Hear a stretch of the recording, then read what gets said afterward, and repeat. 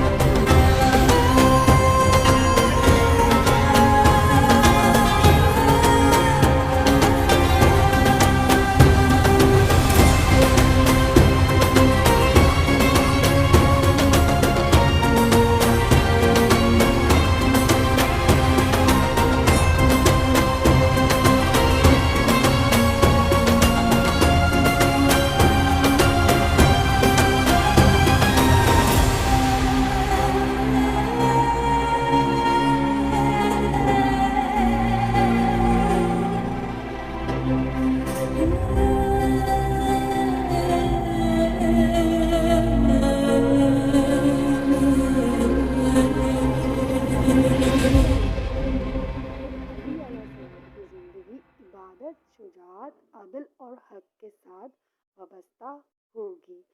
आप सब मोमिनीन और मोमिनात को मेरी तरफ से मौला अली अलैहिस्सलाम की विलादत बहुत बहुत